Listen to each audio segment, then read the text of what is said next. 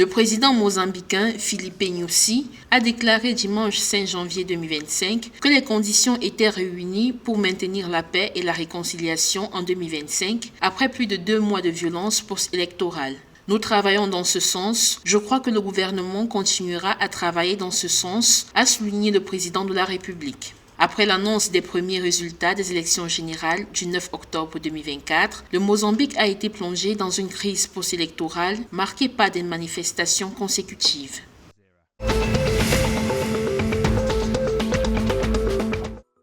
La présidente de l'Assemblée nationale de l'Angola, Carolina Cerqueira, a appelé dimanche 5 janvier 2025 les Angolais à continuer à faire de la paix un dénominateur commun dans le pays. S'adressant à la presse, Carolina Cerqueira a souligné que les Angolais doivent être fiers du fait que l'Angola est l'un des rares pays africains où règne la stabilité, la paix et la communion d'hommes et de femmes engagés à conduire le pays vers le développement et la prospérité.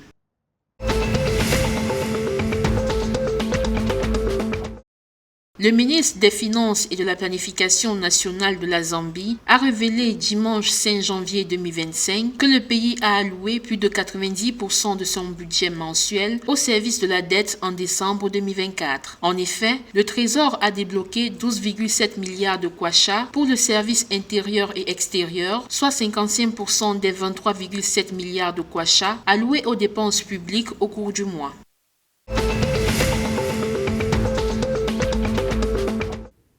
Ce sont 700 logements qui seront construits au cours de l'année 2025 dans la ville de Gweru au Zimbabwe, a annoncé dimanche 5 janvier 2025 le maire de la ville. Dans un communiqué, l'autorité a indiqué que la construction des maisons vise à réduire les pénuries de logements dans la capitale provinciale. Parallèlement au projet de logement en cours, la municipalité entend également investir dans l'éducation avec le projet de construire de nouvelles écoles primaires en 2025.